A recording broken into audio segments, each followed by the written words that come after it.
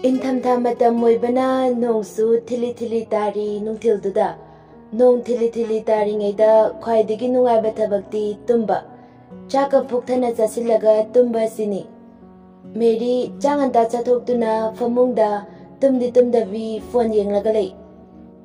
Gita nong maraktagi satinadu tuppaga mangol mathakta karei satinadu nakalgi faklangda ngasilaga thammi aduga thari basofaduda famduna machabu kawi ai bema tabro nangbu kaidorige Mary su taraduna yamna tanna kumai koi noima ek lakpaga koi kau kaweba machana ngangliba du taraduna Gita saungna kaya dono yengone chak donganta chasilaga famungda changduna hippaga leirineba fising hakta saba kaidoge Ima nong taise namitudra kanadabada yam ngalakano nangko phone duna nathibongdo pirakpanina phone do dum pairaga leyo Mary mama na ngangni badu taningdraduna famungdagi fuklauna golei khoinoi ma jaga dum ngangeba nangamako namitkado loina soni ima soiba as yareba oiba ai sageba ngyak leiraga hoi Chekpal Marina khaba yumjao adugi manungdagi makhoi imungi mi pulap ayuki breakfast sari Ranbir wangang lai Achauba nangi thabakna kamai tawriba Yai chen bana Baba adum yana ba honarida yana ba honagadabani miga khanarida ko Hoi pabong Ranbir macha tomba tomthil don sinduna Atomba nangna kamdau doriba khangdreda nangna marona ma ipa wayam nang ahanganu ko Tomthil paithoga pangangda ngangadawni ngayakta chakchaba sida aibu yamna ngapsinabagi tapta Mama achawbina aima tawrisi ngone masidiba karam thokadaribano khangdre Tomthin chak charamba du fuk awalaga makoda du hamna ri mamang thongda thoktoba korino khongdeme Asi airaga nupigi mawongda machinga du paithoga thokre mabungna machinga paithoga thokiba du bada machanupi atombi chandu yamna kanna nokthorei Aima kaino hoziki ekhoida dagi masakdubo yam thi haiba rabonga male sakthi base Achawbina hai nabungna taradi nang soidana halani akhoi mase akhoi da yamna kizaba male mi edi akhoi baba le edi kem khanbide natrene baba asi airaga mapa don sili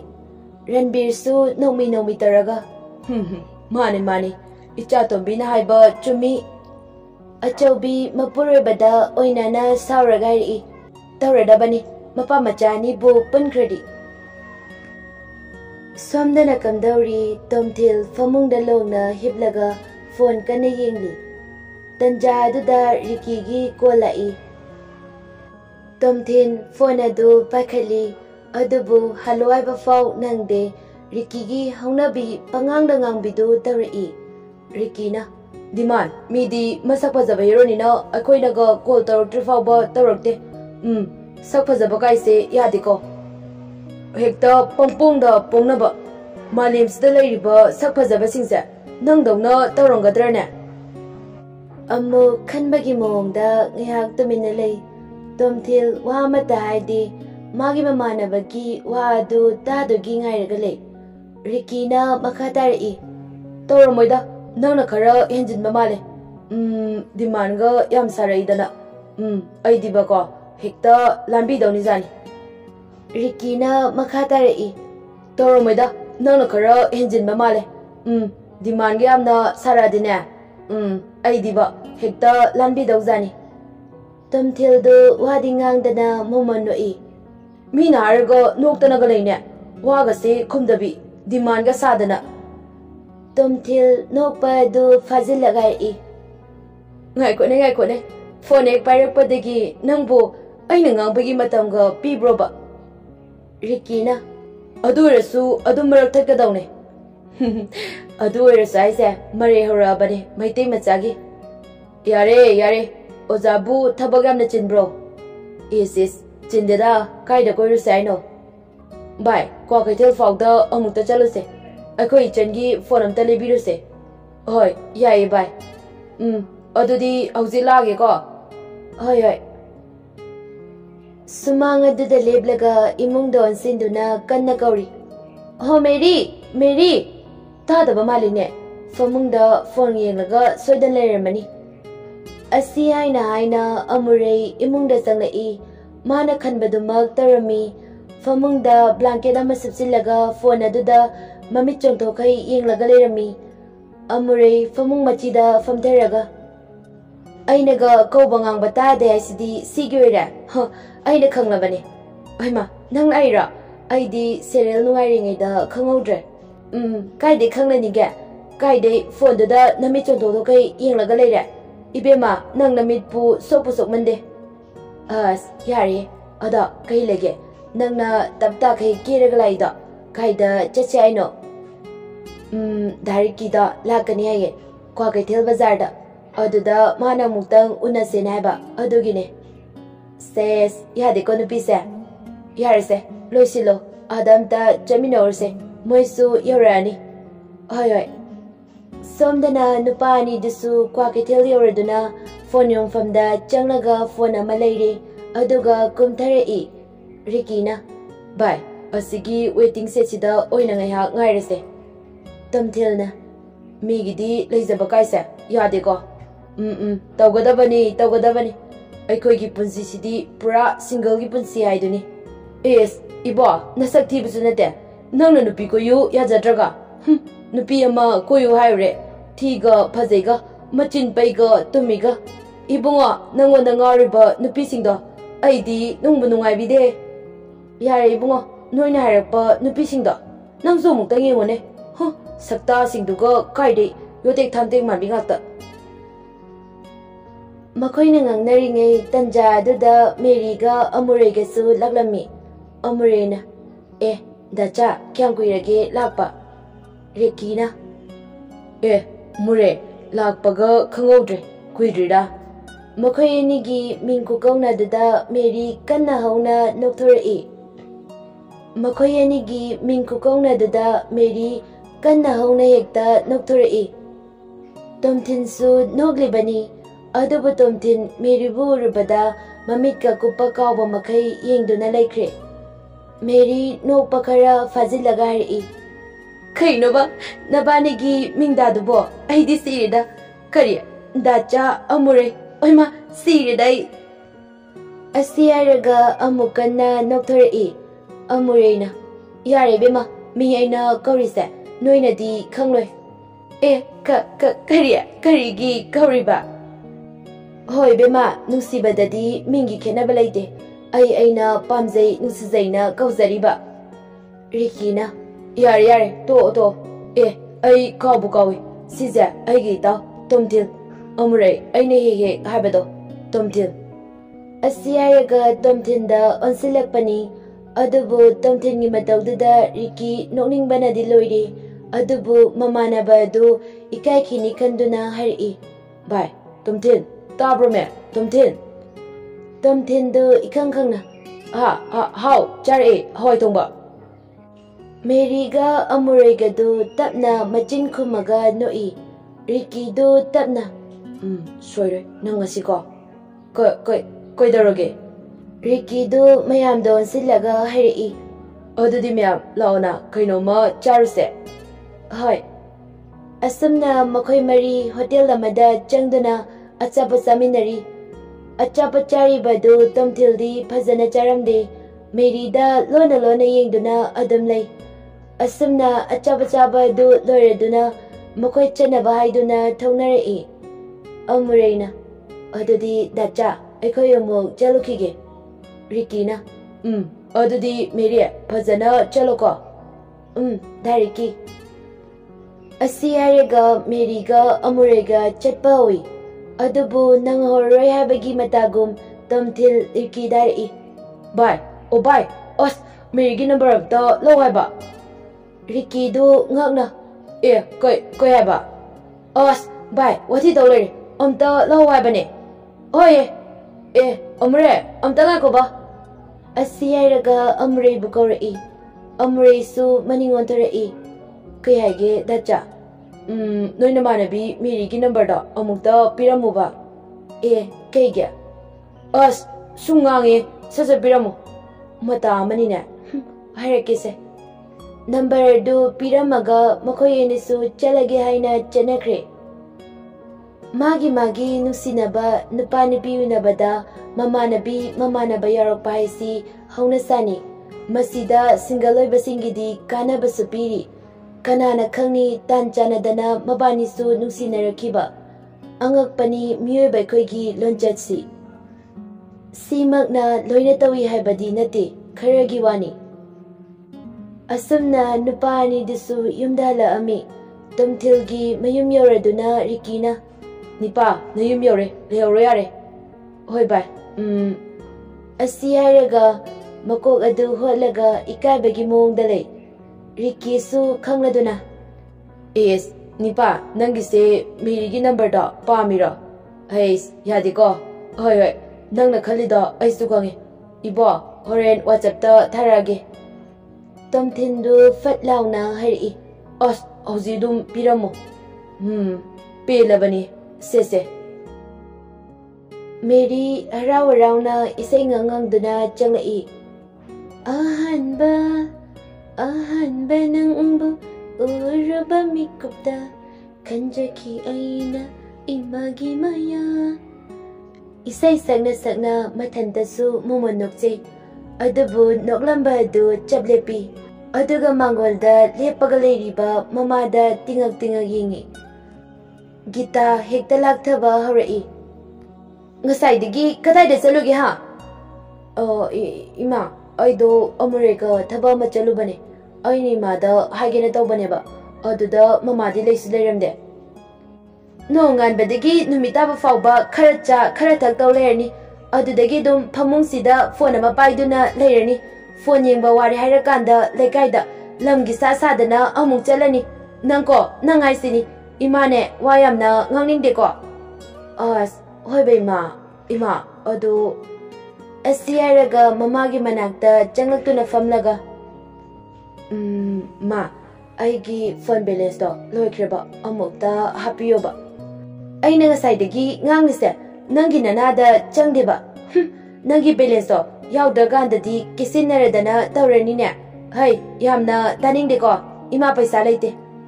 ꯑꯁ ꯏꯃꯥ ꯑꯩ ꯄꯩꯁꯥ ꯂꯩꯇꯗꯧꯕꯅꯦꯕ ꯑꯃꯨꯛꯇ ꯍꯥꯞꯄꯤꯌꯣꯕ ꯂꯩꯇꯦ ꯏꯃꯥ ꯂꯩꯇꯦ ꯏꯃꯥꯅꯦ ꯃꯅꯤꯡꯒꯤ ꯅꯦꯅꯦ ꯊꯝꯕꯧ ꯈꯣꯏꯗ ꯑꯃꯨꯛꯇ ꯆꯠꯂꯨꯈꯤꯒꯦ ꯌꯨꯝꯗꯒꯤ ꯍꯦꯟꯗꯣꯛꯀꯅꯨꯀꯣ ꯑꯁꯤ ꯍꯥꯏꯔꯒ ꯒꯤꯇꯥ ꯆꯠꯈꯤꯔꯝꯃꯤ ꯃꯥꯎ ꯐꯠꯇ꯭ꯔꯤꯁꯤ ꯌꯦꯡꯉꯨꯅꯦ ꯑꯁꯤ ꯍꯥꯏꯔꯒ ꯏꯃꯨꯡꯗ ꯐꯦꯠ ꯂꯥꯎꯅ ꯄꯩꯊꯣꯛꯑꯒ ꯆꯪꯈꯤꯔꯝꯃꯤ ꯇꯥꯃꯣꯆꯧ ꯆꯥꯛ ꯆꯥꯔꯁꯤ ꯂꯥꯛꯑꯣꯌꯦ ꯌꯥꯏ ꯆꯦꯟꯕꯅ ꯍꯣꯏ ꯂꯥꯛꯑꯒꯦ ꯑꯃꯨꯛ ꯃꯌꯥꯝꯕ ꯑꯇꯣꯝꯕꯗ ꯑꯣꯟꯁꯤꯟꯗꯨꯅ ꯇꯥꯃꯣꯆꯧ ꯁꯛꯇꯥꯊꯤ ꯌꯣꯡ ꯃꯥꯟꯕ ꯆꯥꯛ ꯆꯥꯔꯁꯤ ꯂꯥꯛꯑꯣꯌꯦ ꯇꯧꯔꯁꯤ ꯌꯦꯡꯉꯨꯅꯦ ꯃꯁꯤꯗꯤ ꯍꯣꯏ ꯂꯥꯛꯑꯒꯦ ꯅꯨꯃꯤꯗꯥꯡꯒꯤ ꯄꯨꯡ 9 ꯇꯥꯔꯛꯄ ꯑꯗꯨꯋꯥꯏꯗ ꯇꯣꯝꯊꯤꯟ ꯐꯃꯨꯡꯗ ꯍꯤꯞꯇꯨꯅ ꯃꯦꯔꯤꯒꯤ ꯅꯝꯕꯔꯗ ꯃꯦꯁꯦꯖ ꯑꯃꯨꯛ ꯑꯃꯨꯛꯀ ꯇꯧꯔꯒ ꯂꯩ ꯀꯩꯅꯣ ꯑꯩꯅ ꯇꯧꯔꯤꯁꯤꯅ ꯑꯁ ꯅꯨꯄꯥ ꯃꯥꯟꯗꯕ ꯅꯨꯄꯥꯅꯕꯨ ꯍꯦꯛꯇ ꯊꯥꯖꯤꯟꯒꯦꯗ ꯃꯦꯔꯤꯒꯤ ꯅꯝꯕꯔꯗ ꯇꯦꯛꯁ ꯑꯃ ꯊꯥꯖꯤꯜꯂꯤ ꯍꯥꯏ ꯑꯃꯗꯨꯁꯨ 24 ꯑꯋꯥꯔ ꯑꯣꯟꯂꯥꯏꯟ ꯃꯄꯤꯅꯤ ꯑꯗꯨꯅ ꯀꯥꯟꯅꯗꯦ ꯃꯦꯁꯦꯖ ꯔꯤꯄ꯭ꯂꯥꯏ ꯍꯜꯂꯛꯏ ꯀꯅꯥ ꯃꯦꯔꯤꯅꯒ ꯃꯦꯁꯦꯖ ꯍꯜꯂꯛꯄꯗꯨꯗ ꯑꯃꯗꯨꯗꯤ ꯍꯔꯥꯎꯕꯅ ꯁꯤꯗꯣꯔꯦ ꯑꯩ ꯇꯣꯝꯊꯤꯟꯅꯦ ꯉꯁꯥꯏ ꯅꯪꯒꯤ ꯅꯝꯕꯔ ꯂꯧꯍꯧꯕꯗꯣ ꯍꯣꯏ ꯑꯗꯣ ꯋꯥꯔꯤ ꯑꯣꯏꯅ ꯁꯥꯟꯅꯁꯦ ꯌꯥꯕꯨꯗꯤ ꯌꯥꯕ ꯑꯗꯣ ꯑꯩ ꯕꯦꯂꯦꯟꯁ ꯌꯥꯎꯗ꯭ꯔꯦ ꯇꯣꯝꯊꯤꯜ ꯃꯦꯔꯤꯒꯤ ꯅꯝꯕꯔꯗ ꯊꯥ ꯑꯃꯒꯤ ꯕꯦꯂꯦꯟꯁ ꯀꯥꯞꯁꯤꯜꯂꯤ ꯃꯦꯔꯤꯁꯨ ꯕꯦꯂꯦꯟꯁ ꯀꯥꯞꯄꯛꯄ ꯑꯗꯨꯗ ꯍꯔꯥꯎꯖꯩ ꯑꯗꯨꯅ ꯃꯥꯅ ꯌꯥꯝꯅ ꯋꯥꯈꯜ ꯅꯨꯡꯉꯥꯏꯅ ꯇꯣꯝꯊꯤꯜꯒꯤ ꯅꯝꯕꯔ ꯑꯗꯨ ꯗꯗꯥ ꯕꯦꯂꯦꯟꯁ ꯍꯥꯏꯅ ꯁꯦꯞ ꯇꯧꯁꯤꯜꯂꯤ ꯑꯁꯨꯝꯅ ꯁꯨꯝ ꯃꯦꯔꯤꯒ ꯇꯣꯝꯊꯤꯜꯒ ꯄꯥꯎ ꯐꯥꯎꯅꯔꯛꯄꯗꯒꯤ ꯃꯕꯥꯅꯤ ꯅꯨꯡꯁꯤꯅꯔꯛꯈꯤ ꯇꯣꯏꯅ ꯎꯅꯕ ꯇꯣꯏꯅ ꯋꯥꯔꯤ ꯁꯥꯟꯅꯕ ꯇꯧꯔꯛꯈꯤ Mary balance loibaga Tomtin dum happy. Tomtin gi imungdi paisa paibana sumbada thoina hena khanjindi. Nongma Amurega Maryga singju sari. Amurena Mary noi dada balance to di pa phone draba. Is kaino kaigi phone Says yadiko nupisa. Aingon day irang di mana hinjin kreba. Yari bema. Ada nanga sing bay Tomtin sa nusibra. Amure khongreda nusirida nusidira. Ada aigi phone balance ramdai afamdai dina. Yamna nungsi ibema nangsi divoko phajana dum nusina. Mary kumdi kumakte adubu momondi nol'i. Chan imungda kanna sensinduna mama da pautami. Mama akoy ta mocha sa magi nupi gina balance dum kapi bane. Is mama khangabra nupi duna ne dada aigi balance ore egai bagane dada na ne balance dum kapane. Achaubidu nooga aima adumag he haibro nangna noi dadana balance kabliba nupidugi masak bukhangbro mama masak ti khangde ada makhol di tare mama makhol budi yamna nungsiba adu mama koigino mana akoi dadada balance ka paisa mama akoi dadada magi pesa tonbro tolamoida noi dadana sumnungsidana happy boyramni adadi mama aiso yengwai aigi nupada aina nusiradi balance dum happy doini ko aima masidi bako somda pakhangani do phone da wari kan sanari Rikina hai buranba nang mangairena natu na bagase nathana thandaga chaladana is yare aidi nanga chatkena di khanbane aduda nang thabag yamna chinbaduda harumdraba yare afabaga saradana adonga kone nangdi no heronigi balance kacha tha khudingi hapte yari ne sum balance yaw da bada nungai tabai tobani da hoi pai yaida yari bungo ayemu thamage ayemu thengnarase matamdi sumauki Maryga Tomtinga hayeng asi chelasi aina lemnakiba haraw-harawna wari sanaraduna Tomtil thaba amata chaloge haiduna numidang wairamduda lambida sum tholakpani. Lambida mi mayam omsilnaraga leiba adu Tomtilna kaidoraba jano haiduna yengba changai. Makhoi miyamna omsiladuna manungda nupi ama mamay adu nontaraga kapaga lerami. Mayam adunasu pangangangbiri nupi amana. Hai, oktabi, nangi nupado puthorau. Nupi adu mamay nontana kapagari. Noi miyamna ingonda kanbiribado lale.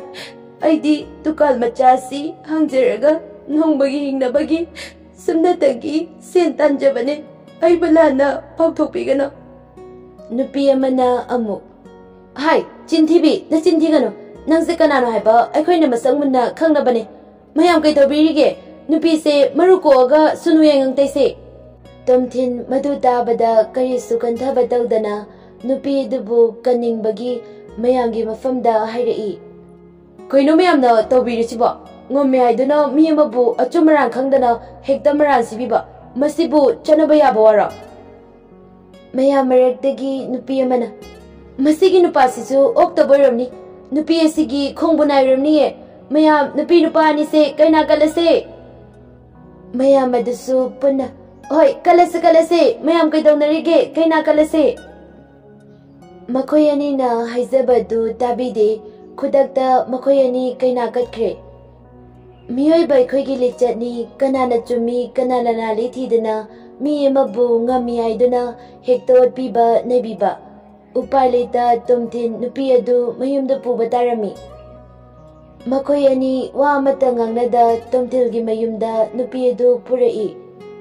Tomtilgi mayum yaudringaida nupi adu natapna.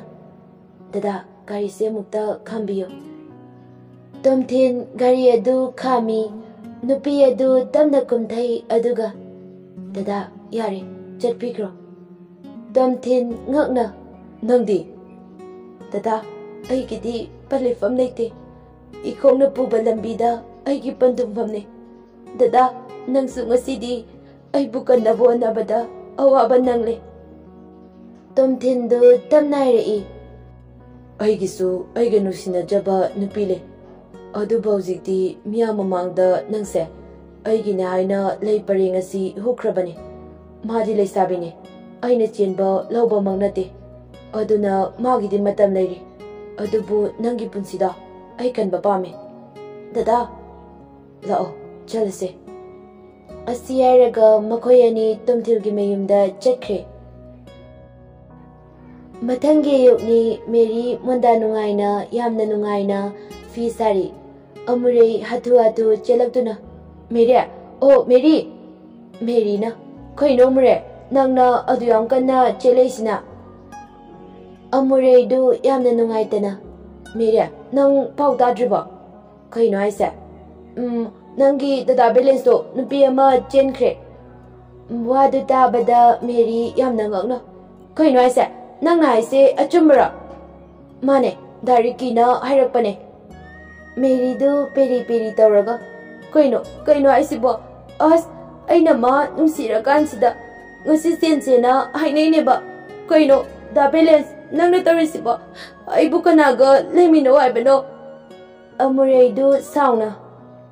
ꯊꯋꯥꯏꯒꯁꯦ ꯅꯨꯡꯉꯥꯏꯇꯕꯤ ꯂꯥꯛꯄꯅꯦꯕ ꯅꯣꯏꯅ ꯋꯥꯗ ꯁꯤꯔꯕꯣ ꯀꯔꯤ ꯈꯨꯀꯞꯅꯣꯕ ꯑꯗꯨꯕꯨ ꯊꯋꯥꯏ ꯅꯨꯡꯉꯥꯏꯇꯕꯒꯤ ꯀꯞꯄꯕꯨ ꯑꯗꯨꯃꯥꯏꯅ ꯀꯞꯄꯨꯔꯕ